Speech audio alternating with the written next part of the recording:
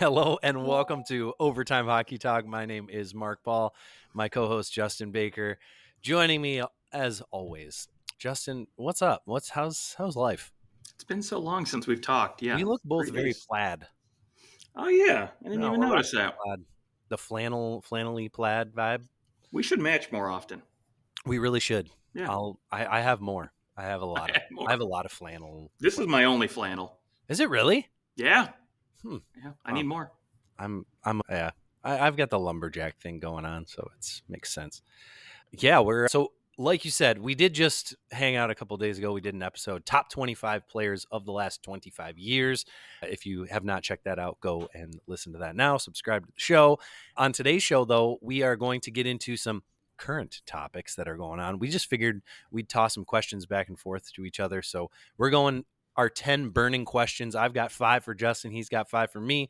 I don't think this was a said rule, but I think I assume like I need to ask you at least one question about the Red Wings, and you did the same, asking me about the Leafs. So we've got lots of good questions, good conversation. So that we're believe it or not, we're like 6 weeks away from the trade deadline, something like that. It's creeping up, man.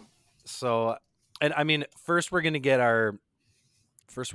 the Four Nations, of course, which is coming in about a month, and then from there, let's see, 51 days to the trade deadline. So by the time you're watching this, less than 50 days, probably around 50 days left.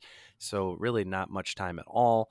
And yeah, the rumors have been going.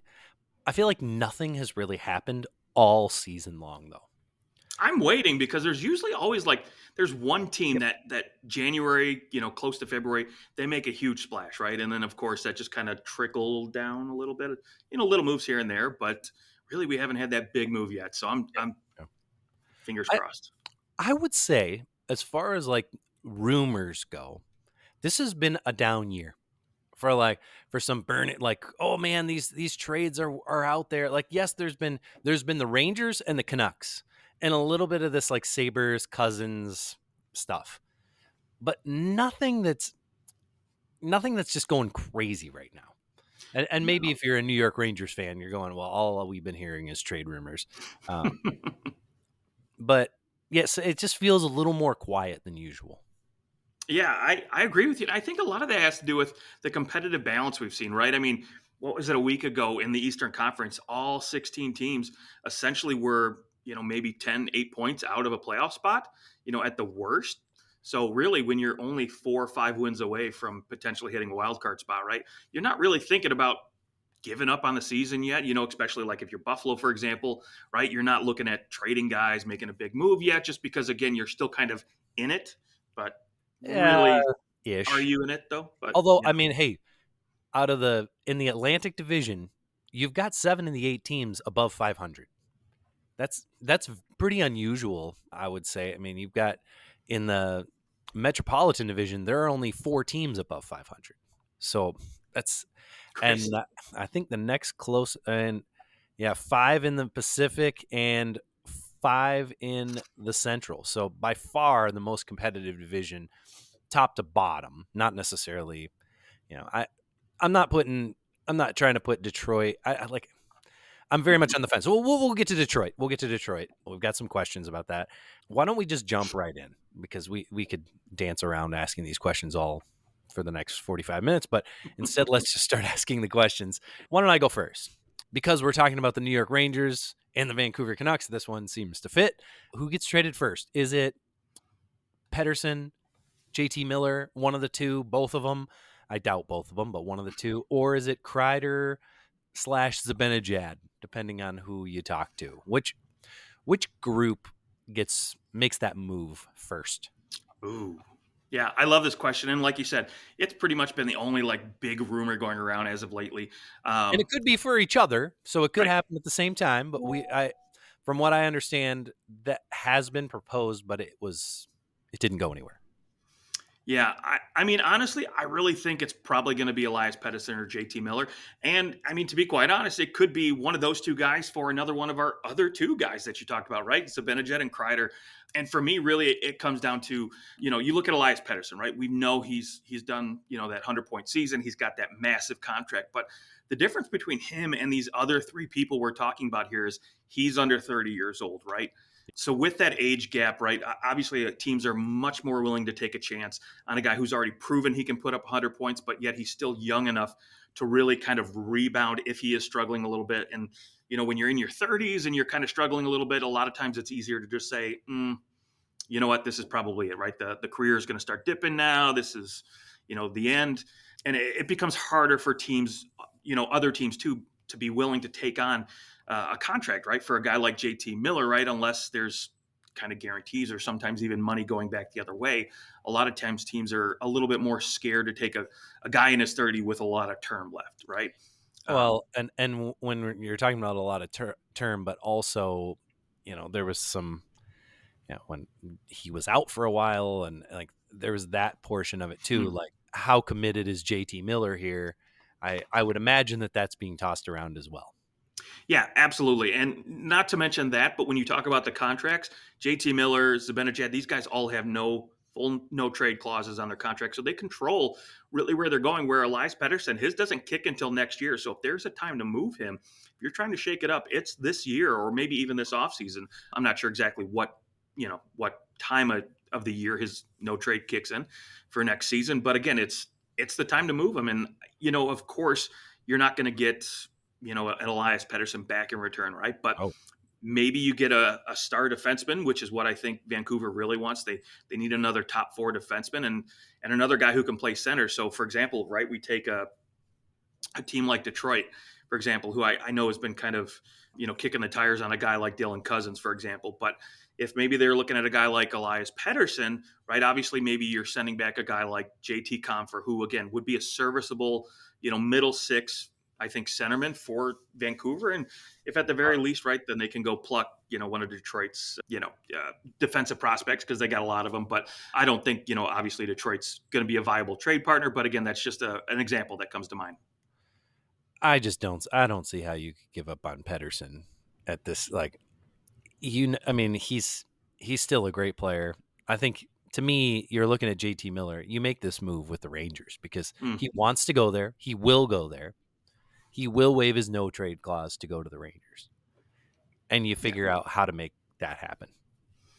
Well, I agree with you. I think that's the trade to me that makes the most sense that I think would benefit both teams, whether or not you're sending Zibanejad back the other way, which we've heard rumored about. But But does if I'm the Zibanejad Rangers, I don't think I want to trade Zibanejad for JT Miller because JT Miller cannot play defense. He does not play Well, defense. there have been that has been a knock on his game, but the question remains who's going back the other way, right? And of course, right now the Rangers do have cap space to make this move, right? They've got, oh gosh, I think it's 23 million bucks in deadline cap space and 10 plus $1 million right now in just current cap space. But who's going back the other way, right? I think maybe you look at a guy like Philip Hedl, but Trocheck?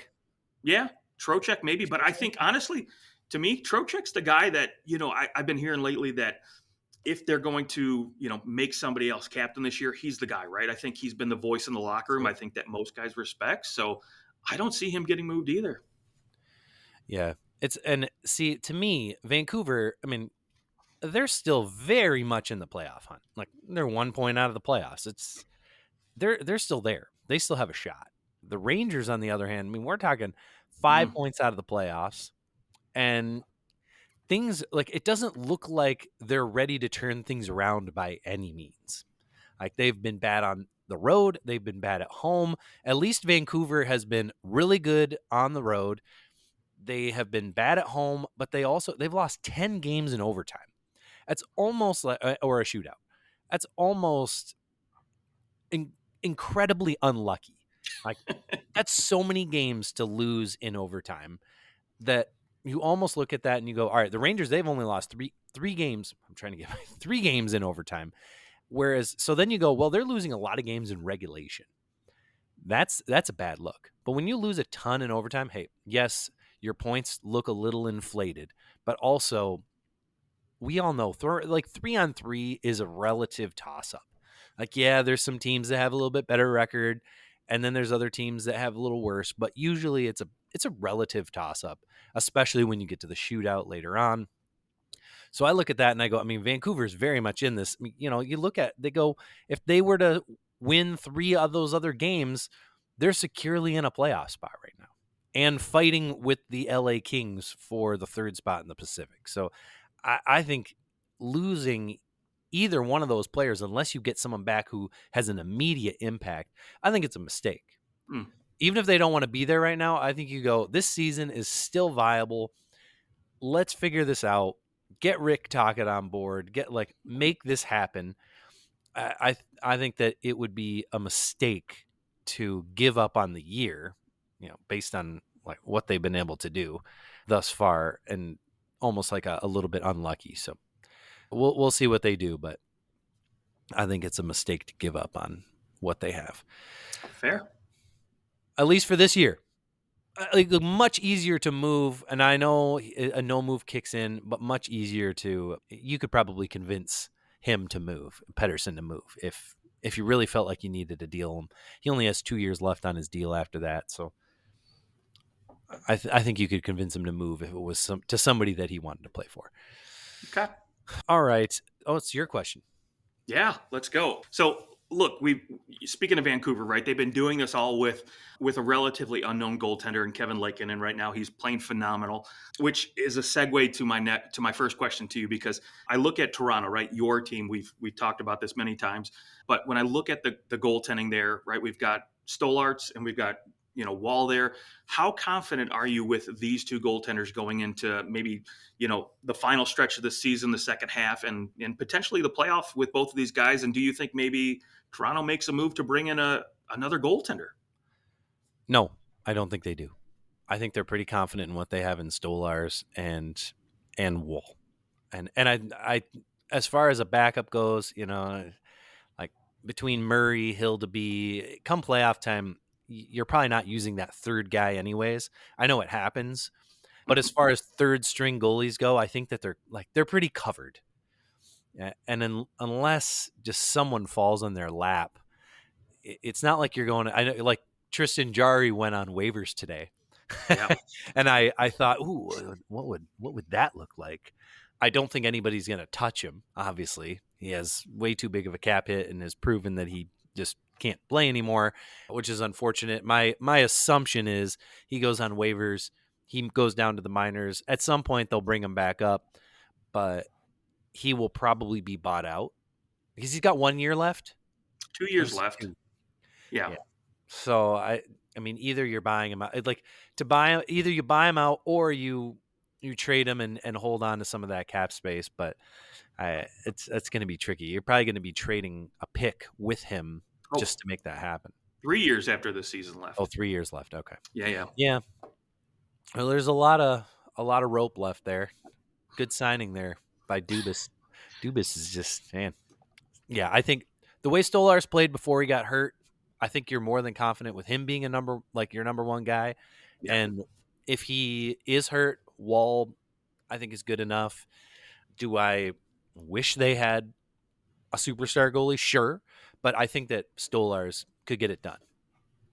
I don't think they need they've kind of proven this year. They don't need a top flight goalie. They're still first place in the division. They've had seemingly like everybody hurt at different points. Austin Matthews is still hurt, and I would guess that they're looking at it like, I mean, why are we going to go spend assets on a goalie when we have good goaltending? I would say they have good goaltending.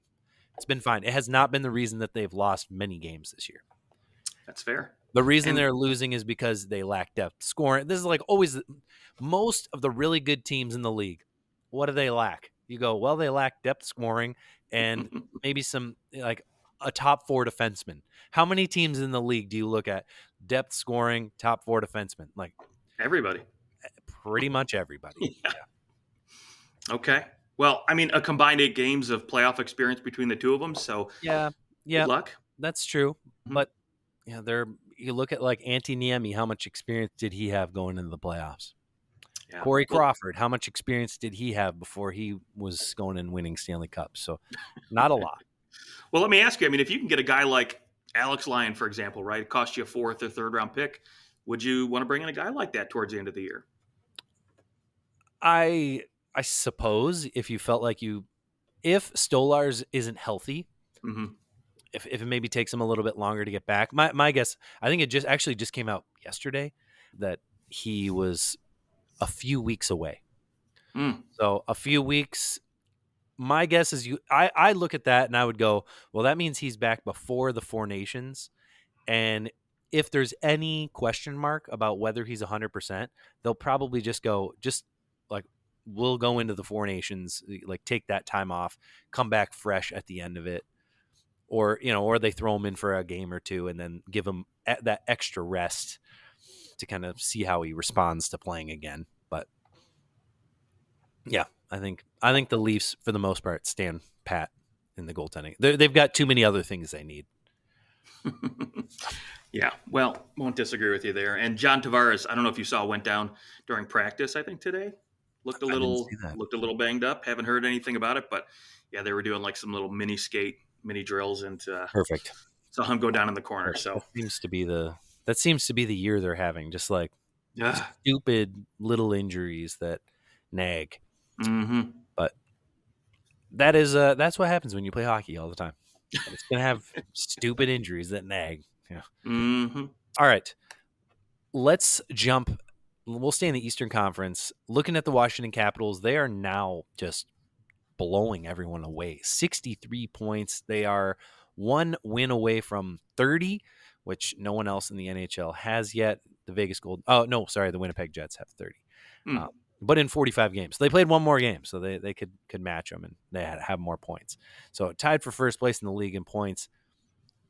Again, we've kind of talked about this earlier at different points in the season, but now, like we've talked, are they for real? Like, is this team a legitimate playoff team? Well, now, I mean, there's no question. They're a playoff team. They're going to make the playoffs. Barring an absolute collapse, they're going to make the playoffs. And it's likely that they're one of the top teams in the Metropolitan Division, which we had them outside the playoffs. I believe both of us had them outside the playoffs Yes. for this year. So we essentially saw it as like, this is a rebuild year for the Capitals. However, now my tune has changed, and I ask you, are they Stanley Cup contenders? No, I'm going to say no. And obviously you're going to ask why, and so let me get into that. So No, let's obviously, move on to the next question. okay, let's move. Okay. So, I mean, obviously, right, we look at the stats, right, with this team, right? They're second in goals for, fourth in goals against in the league, which are phenomenal numbers. And, you got to give a lot of credit to the coaching staff there. They're doing a great job. They have a great system. But when I look how they played last year, right? And so sometimes you have to look at this season and you think, okay, are a lot of guys playing above, where maybe their potential is, or maybe where they should be playing, i.e. guys like Tom Wilson, or even, I mean, no offense, but Alexander Ovechkin, right? He's, does chasing the record have a lot to do with this? So once you get into the playoffs, when the record really doesn't matter anymore, am I questioning his drive? No, but, could he, that goals per game average kind of dip off a little bit, perhaps, right? Goals get a little tougher in the playoffs. He's not as fleet as foot anymore. So, I went back and I started, looking at all the previous Stanley Cup contenders, or not previous Stanley Cup contenders, but champions. And you look at all these teams, and there was no doubt going into each one of those seasons, many years leading up to it, that they were Stanley Cup contenders and they were legit teams.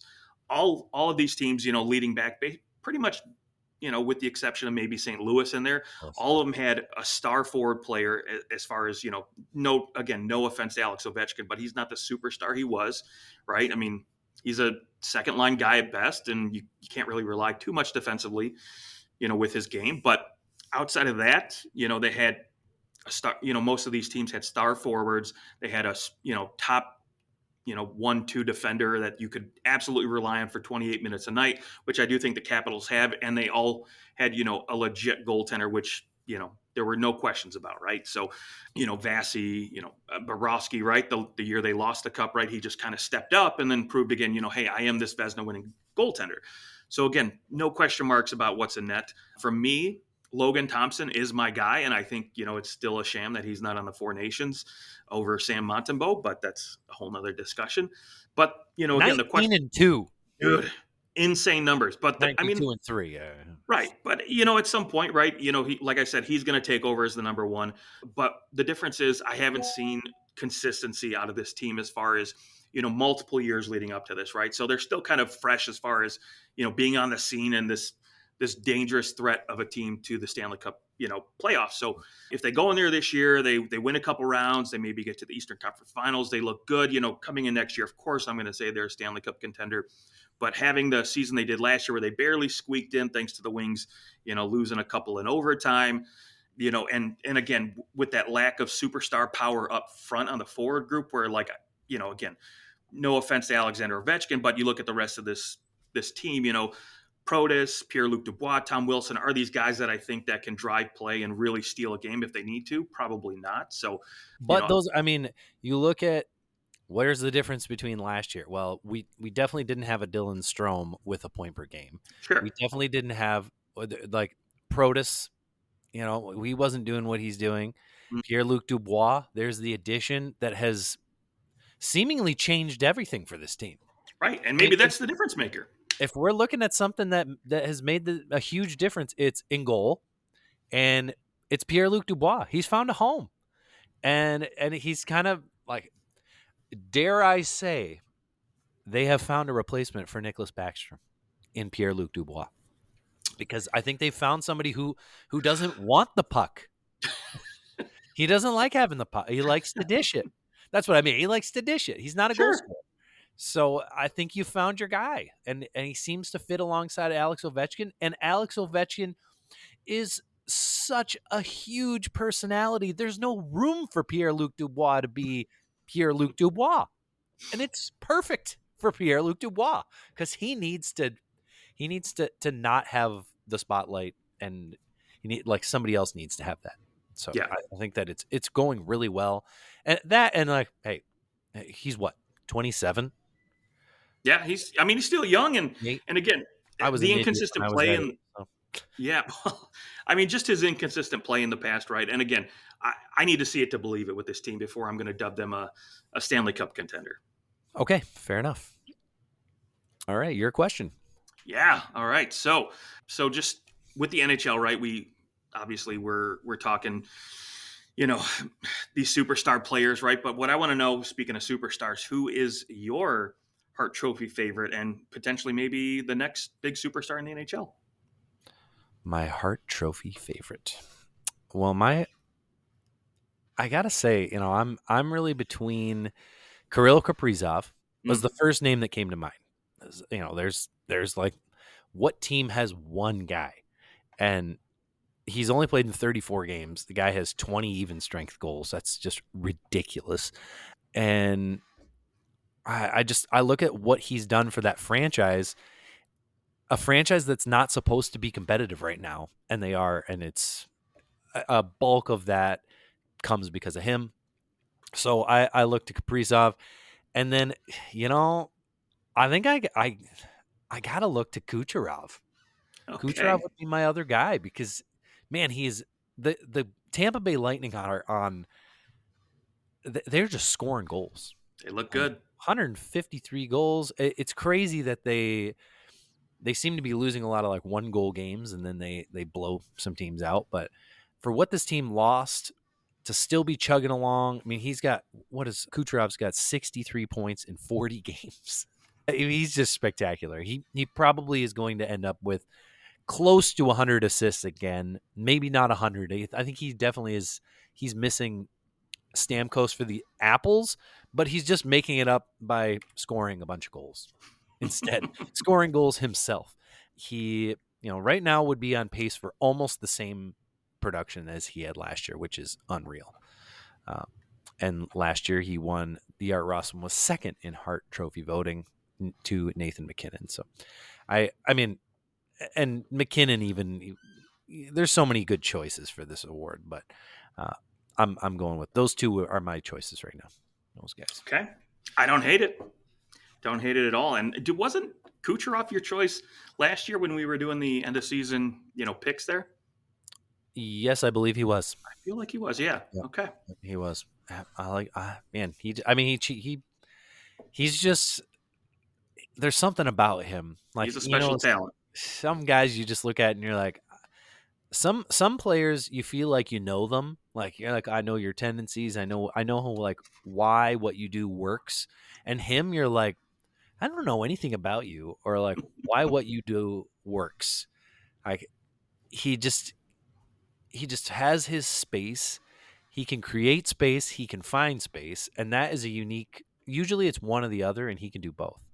Yeah. Uh, so, anyways, him or Kirill Kaprizov. If the Wild finish where they finish and he continues to dominate, I mean, I'm pointing at Kirill Kaprizov. He's probably my top guy right now. That's a good pick. I could put him in my top three for sure. And again, when you look at what this award really means, and it's maybe gotten away from that over the last decade, right? The most valuable player to your team. To me, Kirill Kaprizov might be the definition of that this season. Yeah, exactly. And that was kind of where I was coming from. Is that, Sure. I mean, if any of these teams lost the play, like certain players, they would be completely lost. I think he's the number one guy. Like, Yep. all right. And Nathan McKinnon, I mean, certainly, he's got 70 points. The guy's got 55 assists right now. He's going to get 100 assists, which is crazy too. Okay. I wanted to ask you right now, Connor McDavid, he was actually in 10th, and he picked up a few more points since I wrote those questions to you a couple days ago. He's now in 7th. He's 11 points back of Nathan McKinnon, and he's played 5 fewer games. Knowing that, and Ovechkin needs what is it? 24 more goals to He hit needs Gretzky's record. 21 21. Okay, to 21. tie. So he needs 21 goals in the last, we'll say, about 40 games of the season. And Connor McDavid, 11 points back of McKinnon for the Art Ross. Which one is more likely? McDavid wins the Art Ross, or Ovechkin beats Gretzky's record this season? Man, this was a tough He's question. got 38 games left to Yeah, score 21 goals. a tough question. I mean, literally, I could see both of these things happening this season, which would be phenomenal for the league. But if I'm going to pick anyone, because I do think, Ovi's going to have the benefit. I think as we near closer and closer to this record, you're going to see him playing on a lot of those 6-on-5 situations where maybe he's just sitting up at the point, just waiting for somebody to clear the puck out of the zone, and he can just go get an empty netter. To me, I'm going to pick Ovi only because I think the talent in front of McDavid. Again, McDavid is a phenomenal player and a guy who can easily put up 3-4 points every night if he wants to. But when you look at guys in front of him, Nathan McKinnon, the seasons they're having, Kuchar, it's going to be a lot to chase down, right? And of course, making up 11 points in 40 games is you got to get, essentially an extra point almost, every night, I feel like. But for me, which again, more than possible. But when you look at the pace Ovi's on right now, right, he's scoring at a pace of a little over 0.7 goals per game right now. And if you take that and you spread it out over the remaining 38 games, he's on pace for a little over 27 goals this season. So again, that 21 goal pace that 21 goals he needs to catch Gretzky and hit 22, I think, again, if he stays on this pace, that's absolutely more than possible. And I think the league would love to have that. So, yeah. To me, it would be much better if it was like he's chasing it at the end of the season and then he gets it, as opposed to like, all right, he's 2 off Gretzky's record for next season. Right. Like, that just is, it's like, well, okay, it's going to happen. Neat. And it happens early on when no one is really watching, like, right. In the grand We're in the scheme of thick things, of people are watching the baseball playoffs. They're watching football exactly. start. They're watching college football, and like, hockey kind of takes a back seat to those things until football's over. And I just think it would be epic if he can get it this year. And I did say at the beginning of the year that I thought he'd get it. You did. I did not. Come on, baby. Yeah. I wish I put money on it. Actually, I don't, because then I'd be really stressed out. All right. Your question. Yes. So what I want to ask you next, speaking of, Stanley Cup teams, right? We talked about the Washington Capitals a little bit there. But when you look at these playoff teams currently where the standings are, and you can even, if you want, you can take a team right outside on the bubble, given, point percentage wise, consideration. Which of the playoff teams right now do you think is the biggest pretender? Biggest pretender. Well, the easy answer is the Boston Bruins because their points percentage is actually lower than two of the teams outside of the playoffs. That's an easy route to go. As far as a team that is, much higher up in the standings that everybody's got as a really great team, I gotta say, I think that the LA Kings are pretenders. Wow. So Okay. I know that they've got a great defense. I just something about them I just don't love, and They're I not think flashy, right? So maybe that's the problem. come playoff time, they've been fantastic at home. They're 14-2 at home, 10-10 on the road. They've struggled on the road, and I just don't know if the goaltending will be there for the playoffs, and they're going to have to play the Oilers again, is the way that it's looking. And I look at that and I go, they are not going to beat the Oilers. It's not going to No. happen. Sorry, not going to happen. So if there's a team that's in the playoffs right now that I go, I have no faith in them at all, it's the LA Kings. No faith. I think that's a better way to put it. Like, if they played another team, could they win? Yes. I don't think they're beating the Oilers. I just don't. I don't think it's happening for them. No, So, I don't disagree with you on that one at all. The thing that made me laugh, I haven't looked at the LA Kings, statistics in a while as far as like individual stats. The fourth leading scorer on this team. Can you guess who that is? oh boy. Well, now I can't look at the stat. I've got the stats Yeah, no, almost pulled up. Drew Doughty. it's Warren Fogle. I mean, Aha. that's what makes me laugh Former about this Edmonton team, Oiler. dude. Yeah, when Warren Fogle is your fourth highest scorer, I mean, that's when maybe you need to reevaluate things a little bit. Just say, maybe we need another guy up front, right? But you know what? I agree with you. I think LA, their defensive play is great. They're getting good goaltending. This trade seems to have worked out for both Washington and LA as far as the Kemper Pierre-Luc Dubois deal. But yeah, you're right. They're going to end up playing Edmonton at some point, and that is not promising. Yeah, and I knew that Drew Doughty was not actually playing. Which, by the way, he is going to be taking the ice this week, next Oh, week, really? to be on the ice with the team next week. So that would be a huge. I mean, there's a big boost for the Kings, really defensively. Although I think he put up 50 points last year. So, He's anyways, still a good defenseman. still a good defense. I mean, no one's going to complain about adding that guy back onto their team, especially from a competitive standpoint. All right. Bigger disappointment, the Nashville Predators or the New York Rangers? Both All right. teams are outside the playoffs. Predators with 35 points and the Rangers with 43. Yeah. I'm going to make this quick and easy. I'm going to say the New York Rangers, mostly because yes, Nashville added 2 30, 40 goal scorers this offseason. However, when you look at Nashville, right, they were a year removed just from saying, you know what, we're rebuilding, we're starting fresh, right? And then they add Ryan O'Reilly, Gustav Nyquist to say, you know what, we're going to bring in these vets just to kind of fill in the pieces and be a Band-Aid. Stamkos and Marchessault and what defenseman did they add? Now, off the top of my head, I can't think. But Brady Shea, right? Brady Shea, yeah. Yeah, but again, when you look at this team, right, there's not much behind Brady Shea and Roman Josi. They don't have much up front outside of Marchessault and Forsberg. So again, there's a lot of question marks with that team. Whereas the New York Rangers, Staros hasn't been nearly as good as he was. right, exactly. But with the New York Rangers, right, they're the President's Trophy winner. They have the superstar goaltender. They've got an elite defenseman, and they've got a great top six, and even an emerging star, in my opinion, in Alex Lafreniere. So they've got all the right pieces, having come off, a lot of quality seasons leading up to this year. So for them to come in with the same personnel and really just kind of bomb, that to me is a little bit more After sweeping the Washington Capitals to find yourself 20 points behind the Washington Capitals halfway through the season is mind-blowing. You would have no one would have ever taken that bet. Nope. So for me, the Rangers, because again, they've been my Stanley Cup pick the last few years, and you got to do me dirty like this. Not I cool. still think they'll make the playoffs, and then anything goes.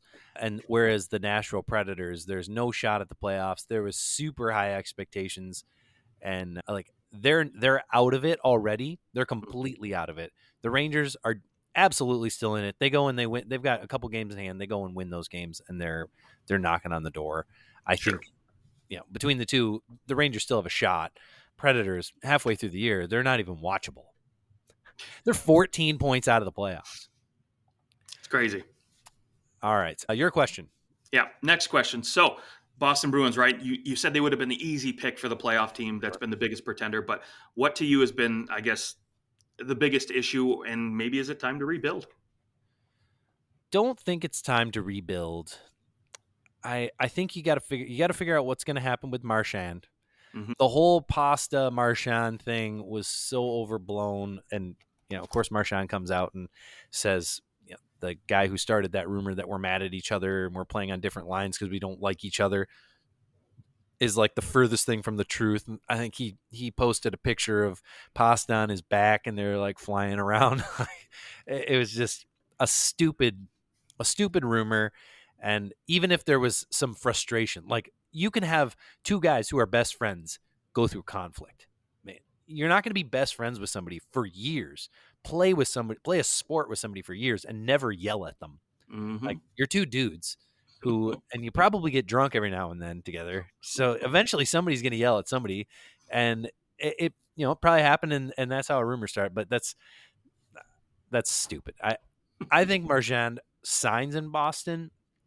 I think Boston needs to figure out that that second line center, Elias Lindholm, he's fine. I think he could still be a decent top six forward for them, but it's kind of filling in the rest of it.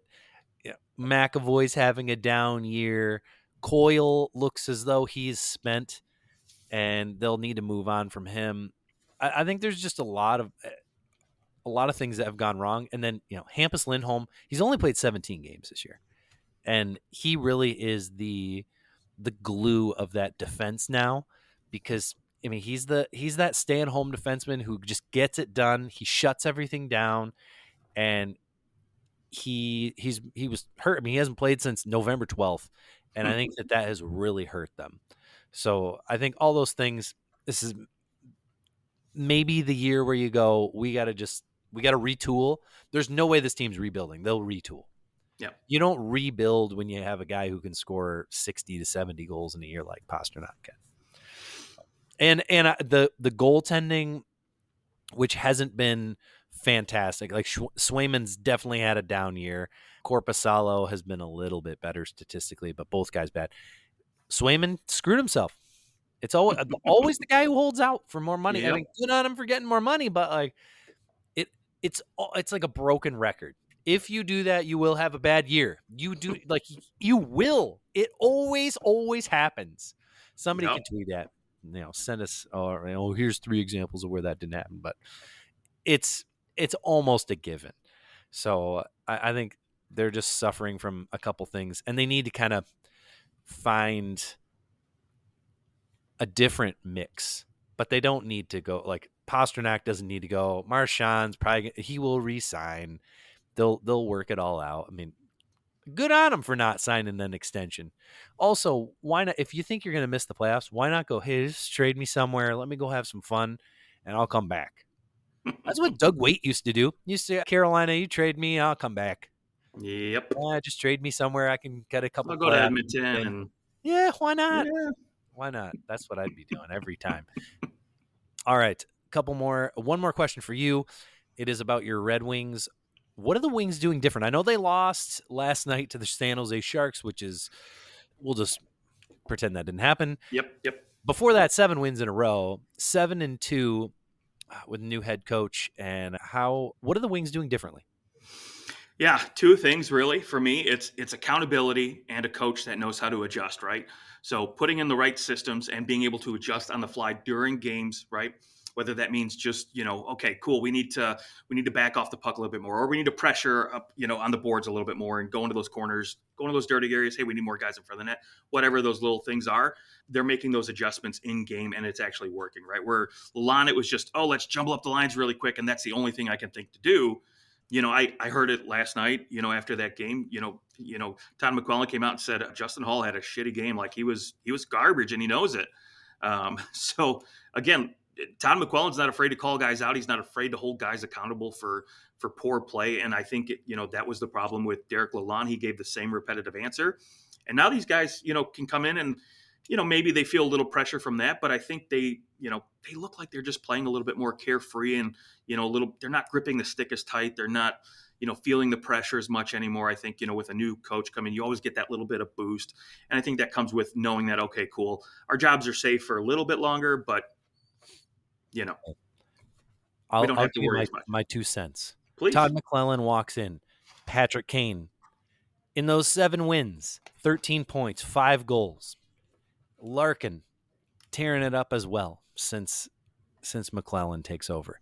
He's put up 5 points in the last 5 games. Or no, sorry, 7 points in the last 5 games and has 4 goals. Like, their best players are playing like their best players, and that's what they needed. They weren't getting that from Patrick Kane. Patrick Kane, I think before that stretch, had like 15 points in the first 35 games or something. Like, he just was not playing well, and now McClellan knows how to unlock guys. Mm-hmm. He's a guy who can he walks into a team, and he knows how to unlock and squeeze some juice out of guys, and knows what to do. Lalonde had these players and wanted them to do the same thing every time they were out there. And it just stopped working. Like, that can work for a minute, but the Wings weren't ready for a Lalonde, in my opinion. And I think Lalonde will be a better coach in his next job. He will probably get another job somewhere, but I think he had to learn what he learned, and he just didn't have a good enough team to do what he wanted, which he kind of came from. He came from the Islanders, right? No, Tampa. He came from Tampa. Yeah. And where you had a much richer talent group to work with. So, but anyways, yeah, I didn't love what he did in Detroit, and now McClellan is unlocking everybody. So that's good on him. And I hope that the Red Wings make the playoffs, and I hope that the Leafs get to play the Wings in the first round. That would be amazing. I'll pay some money to go to that game.